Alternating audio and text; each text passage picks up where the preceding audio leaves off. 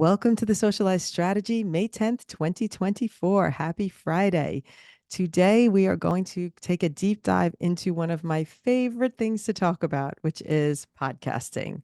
So buckle up because we're going to get started. And just before we put it in drive, I want to talk about our sponsor, which is Planable for this week.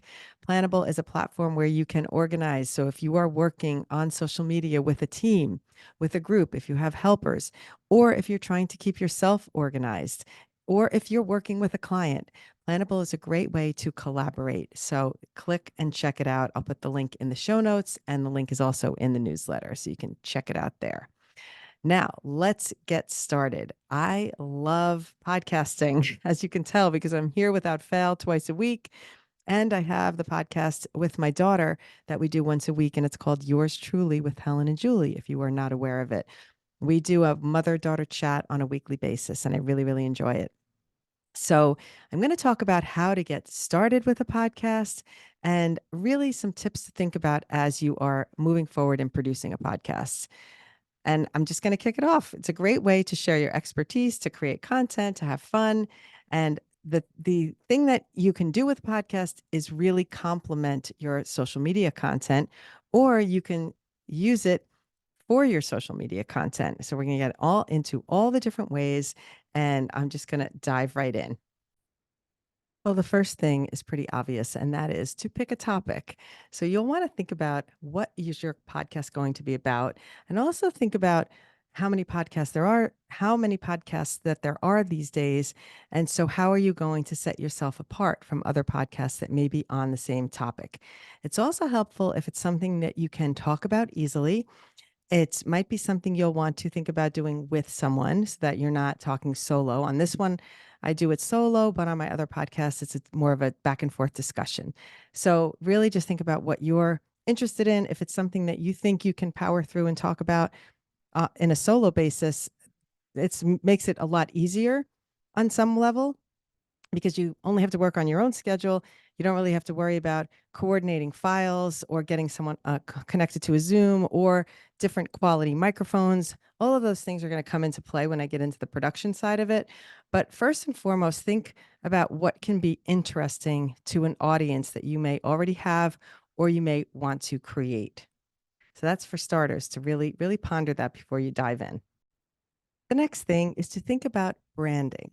And the branding has to take you into a few different areas because you're obviously going to want to design some graphics and a thumbnail. Your title is something that you really need to think about. And I'm going to give you some learnings that Julie and I have had doing both of these podcasts, which is when you're in a search on a Spotify, you'll want to have something that's so unique. So, for example, when we have Yours Truly with Helen and Julie, because it has our names in it, when you type in Yours Truly, lots of podcasts come up immediately. But once you put in one of our names, it goes right to our podcast. So the search engine is helpful when you have something specific in the title that's probably not used often and in the combination with your podcast title. So creating a unique combination of words is, I would say, helpful, just food for thought. And the other thing is you want your podcast to be searchable so that, for example, ours is called the Socialize Podcast.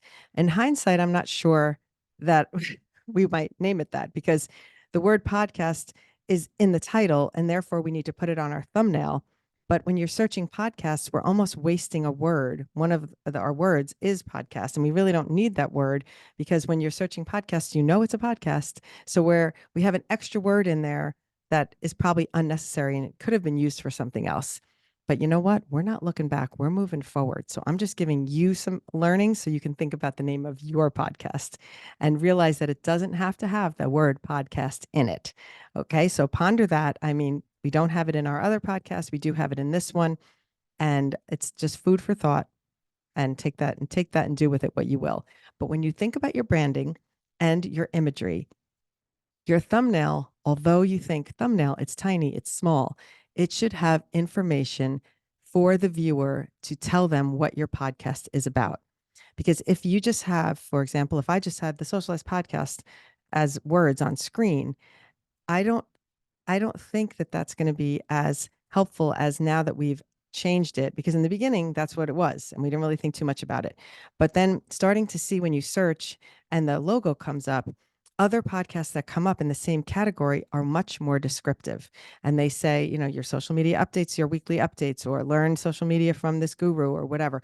So having more information on there that sets your podcast apart and tells your viewer what your podcast is about. That is helpful information. So think about that when you're designing your thumbnail. It shouldn't just have a title on it unless your title is that descriptive of your podcast. So really give that some thought because branding is key. You want to think about your thumbnail as how it's going to set you apart so that when people are scrolling podcast thumbnails, think about yourself as a viewer. You're scrolling podcast thumbnails. What's going to grab your attention? And it's the same way. It's funny because I think about this when you're making video content, you want those first 3 seconds or the first 5 seconds of your video content to grab your viewer. So in the same way, you need your thumbnail to grab your viewer in a podcast. Next category here is recording and production. You'll want to think about how you are going to execute your podcast. I'm going to tell you how we do it, but I'm also going to give you some other options for how you can do it. The first thing is high quality microphone. I'm pointing to my microphone if you're watching this, if you're not watching this on video. You want to use a microphone. If there's one thing you invest in for a podcast, it is the microphone. To me, it's much less important to have quality video. Most people are listening. A lot of people are not viewing. I'd love to know who watches versus listens. That would really be helpful info. I probably should do a little research on that. But the microphone is way more important than the video quality. So you can do it a few ways. Now I'm using right here a Shure microphone, Shure, and it's the M7. I will put the link in the show notes, and the link is probably also in the newsletter. This is a really helpful tool because you just plug it right into the computer and then I can record right in Zoom. But every time I connect it to Zoom, I always I check my Zoom settings and make sure my microphone is selected for my audio, my microphone input. It's really important because even though it's plugged into the computer, it doesn't mean that whatever platform you're recording on, it's recognizing it. So you can use multiple platforms to record your podcast. Julie and for this podcast, I use Zoom. The quality of the video is not great. It records in 720p, not 1080p. So it doesn't look like crisp high def. But for what my needs are, I'm less concerned about video quality and I'm more concerned about audio quality and providing the information. So I want to make it easy so that twice a week, it is not a big production for me to execute this podcast and get it posted. So I'm going to explain to you what my process is, but I just want to let you know that even though you think, oh, I just want to make an audio podcast, I don't need video, it's a really good idea to record video.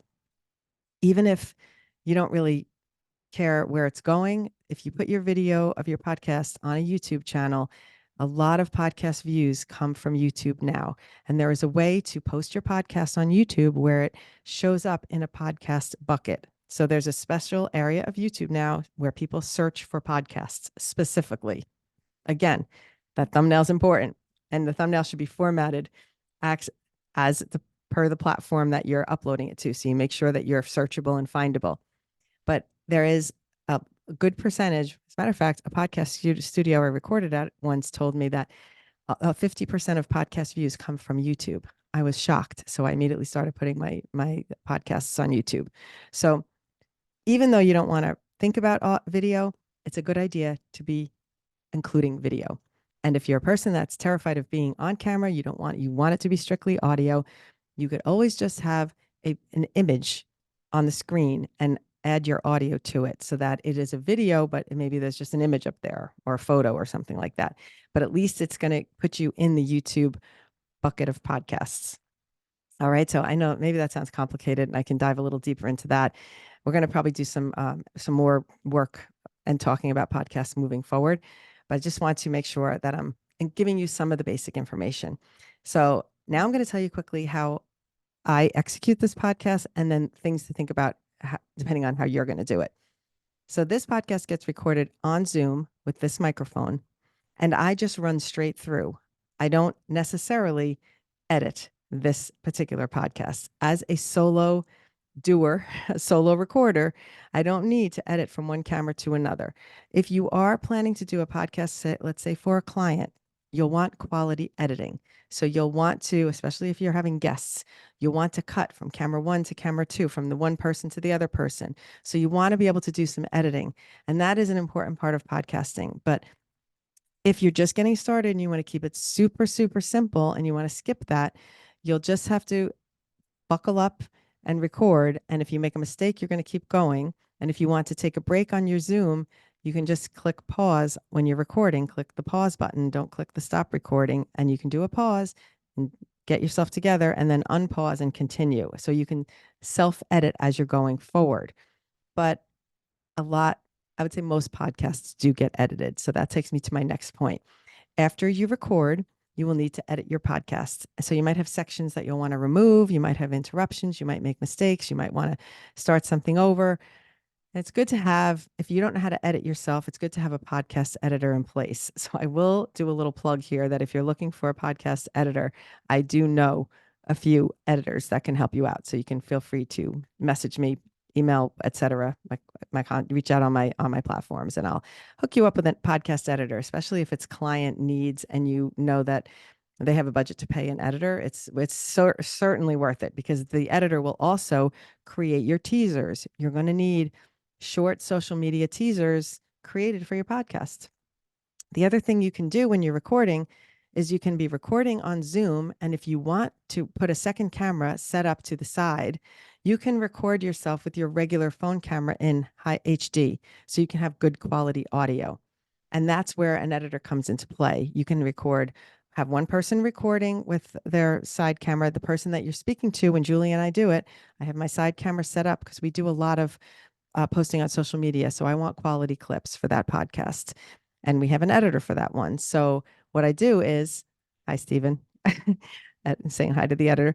What I do is I actually set up a camera. She sets up a camera. We make sure the cameras are on opposite sides so that it looks like we're facing each other. So my camera's on the right, her camera's on the left of her. And then we supply those 3 files, the Zoom file for audio for our editor, and the 2 camera files for each of our phones.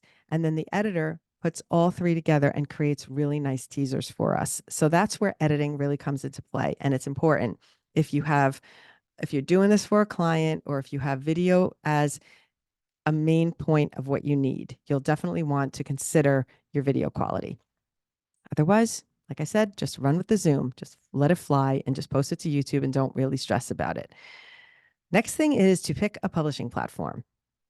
This is really important because, I mean, you can do a little experimenting and you can do your own research on this to figure out what's best for you. There are plenty of people who do those record and publish directly from a platform like Riverside or StreamYard, where the platform itself, it records the podcast. I'm not quite sure how those work in terms of editing. I think there's editing built right into it, and you can edit things in the podcast. But since I don't use it, I'm not really as familiar. And then you directly publish from there.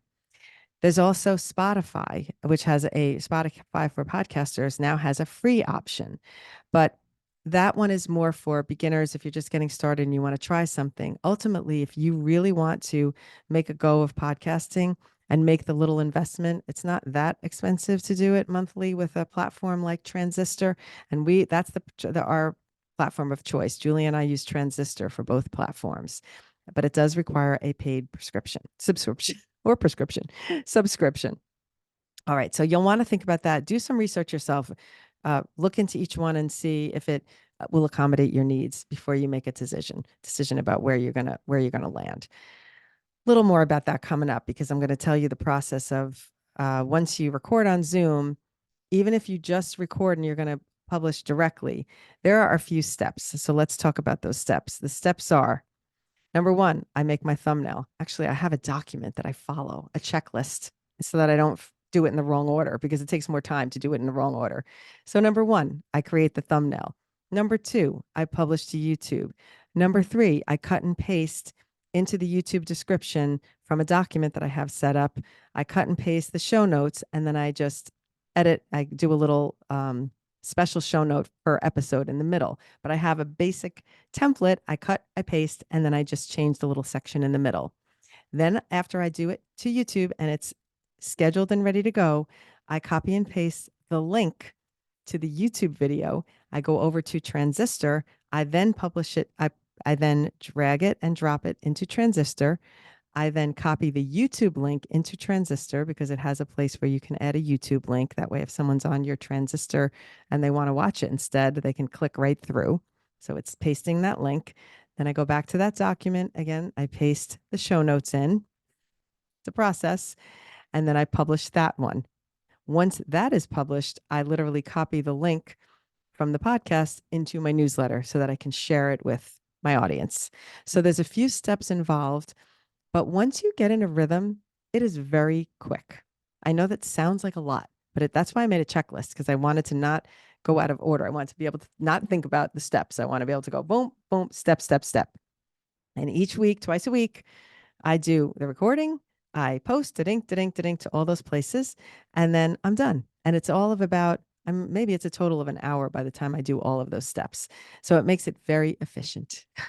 And so that is why you next want to determine your cadence. How often do you want to post? So first, if you're just starting, you'll want to bank a few episodes. You'll want to record a few before you launch one. If you don't want to launch one and then you're panicking trying to record the next one so that you can have a few ready, it's so that you can have a few posting right away. So I suggest that you record maybe 4 or 5 episodes before you launch. That way you're not playing catch up. You always have one in sort of in your back pocket to post so that you have some time, something comes up, you don't get to record, you have something to post. Give off some thought to have how often you want to release episodes, especially in the beginning. When you're building an audience and you're posting weekly and only 10 people are listening to your podcast, it could be a little discouraging. The nice thing is that these podcasts are evergreen. So when you get new listeners, a lot of times they're going to go back and listen to your older episodes. So it's not a waste of time by any means. It's just that when you're first starting out and you're building an audience, it can be discouraging to go and look at your analytics and say, oh, shoot, I'm only getting 10 listens to my podcast and I'm spending all this time doing it. So maybe initially you start with a biweekly or a once a month podcast until you start getting a rhythm of listeners in, and see how often how much they want to hear your content again and again. So really determine your cadence by thinking about your audience, thinking about your topic, and figuring out how you want to do it. Also think about if you want to create a block of 12 and call it season 1. That's always a good strategy too. So that way you can allow yourself a break in between. You can record 12 episodes and then you can have a little breather of like a month in between before you launch the next season. So you can ponder that. It's a nice thing to think about in terms of cadence. It's all about managing your time, managing what is realistic for how often you can post. I think a lot of people just start running full speed and then suddenly they're in a panic because they just can't keep up.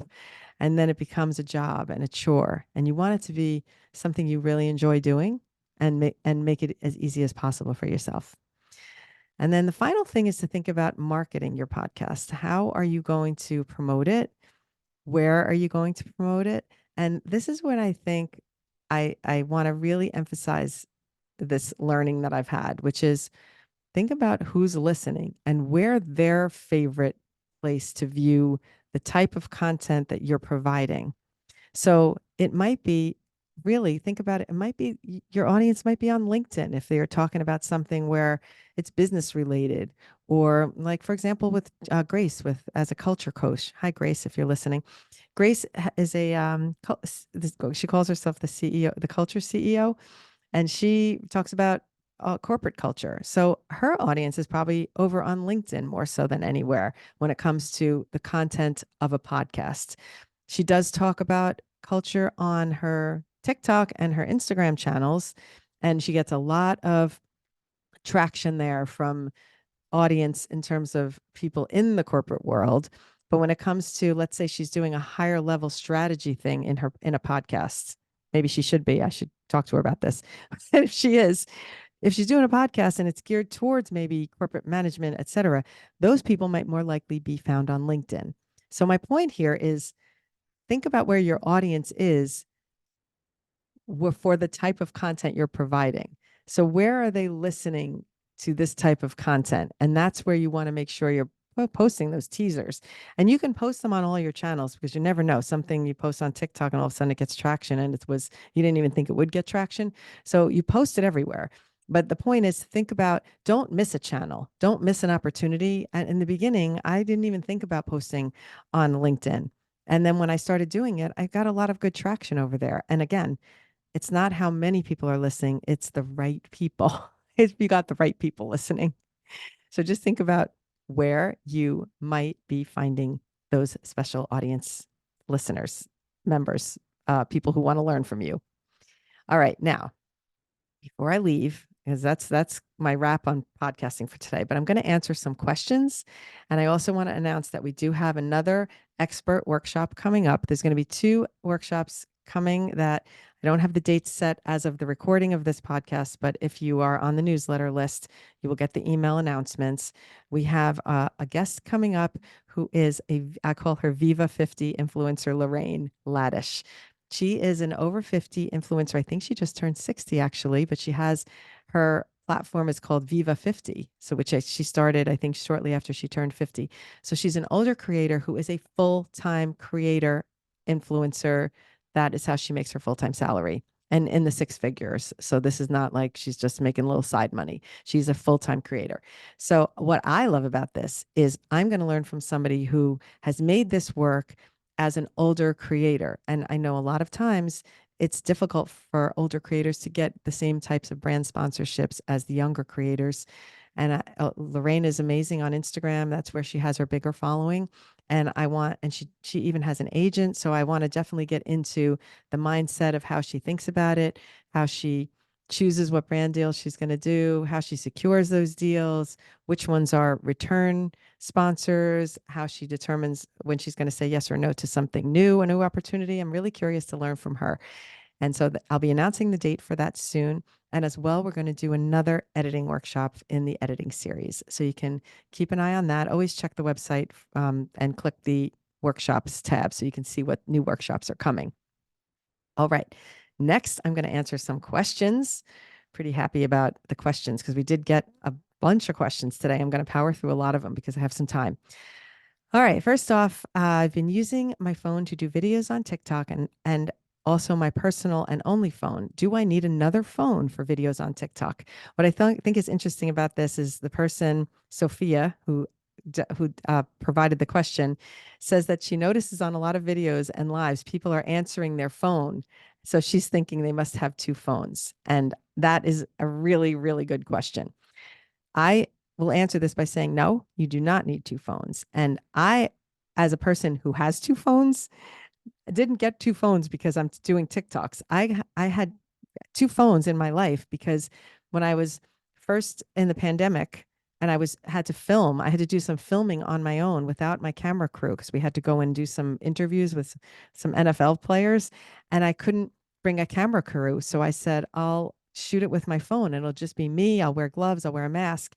And I went to have an interview with some NFL players, but I was so worried about my only phone as I'm filming, if it was to start ringing, if I was to run out of storage, I was completely panicked about it. So since it was a professional thing for my production life, I made the investment into a second phone, which didn't even have a phone number on it for, I think, 2 years. I didn't put a phone number on it. It was just my content phone. So that was strictly for work. So then what happened is I started making tutorials and that second phone really came in handy. So I could record my tutorials with the one phone and I could be using my other phone to demonstrate. So thus the whole thing for me was like a perfect storm, how I ended up with 2 phones and I ended up teaching tutorials. It all sort of happened by happenstance, but you do not need 2 phones. You don't have to invest in that. Oh, if you have enough time, my light just went out. All right. Well, we're going to have to fly the rest of this without my light. I could probably turn a lamp on. Let me pause and do that. Right. We have light again. Next question is, you mentioned downloading a song if you edit outside of TikTok or Instagram, and then once you complete, you add the music back in the app. But how do you download a song to your phone so you can edit in CapCut? All right. The easiest way to do this is simply to save whatever the TikTok is or the Instagram reel is that you have liked the music from. So you save it to your phone And if you can't save it in the case of Instagram, you can maybe screen record it. And what you're going to do is that video will live in your photo library. So you go into CapCut, you click add audio, and then you tap down below where it says extract audio, and then you select the video and it will grab the music from the video that you've downloaded. I know sometimes hearing those steps is harder than seeing it visually, so I'm going to mark this as a needed tutorial, and I'll do a tutorial on this for you soon. T. Gurdon, Tiffany. I remember your name. Be impressed. Okay, next question. I have a creator account with over 2K followers and still can't add music inside the app. This sounds very strange and very glitchy, and I'm very confused by this question. So my suggestion is, if you don't have any drafts in your drafts, make sure you don't have drafts. If you do, they're going to go away. But I would uninstall and reinstall the app. This sounds like there's something amiss with the app and the way it downloaded on your phone. You should certainly be able to select music. That's the whole point of TikTok, is to be able to pick music. It makes no sense. If you're a business account, you may not be able to pick really good music tracks if you've created a business account. But if you are just a creator account, as you say you are, you should be able to just pick a music track, and you can pick it from the circle from someone else's video and see if that works. Strange to me that you can't add music. So I think there's a glitch unless you don't know where to find the music. Be merry. 506. I hope that you get this message and hear this answer, and you can get back to me with another question once you do those steps and let me know if it works. All right, the next is, and the last question for today is from Wendy. I would like assistance with growing my account. Wendy, I love this. And I probably will do another episode, another newsletter coming up about how to grow on your platforms. But what I will tell you is I have done sort of three other episodes about growth, engagement, and optimization, and how to grow your account in social media, on social media. So I'm going to give you the episode numbers of the podcast for those three episodes so you can listen to those for starters. And then we'll probably tackle that topic again coming soon.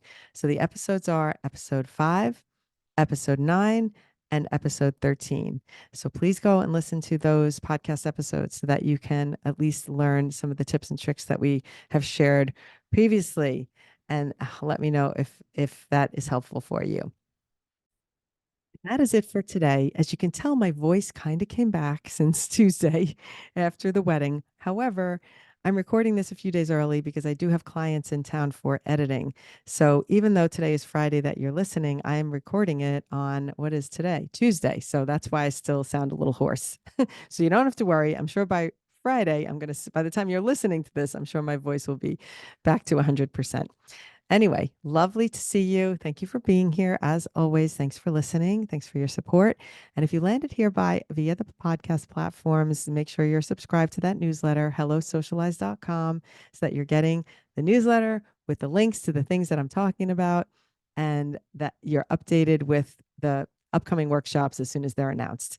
Thank you again. Have a very happy weekend, and I will see you next week. Whee! Bye.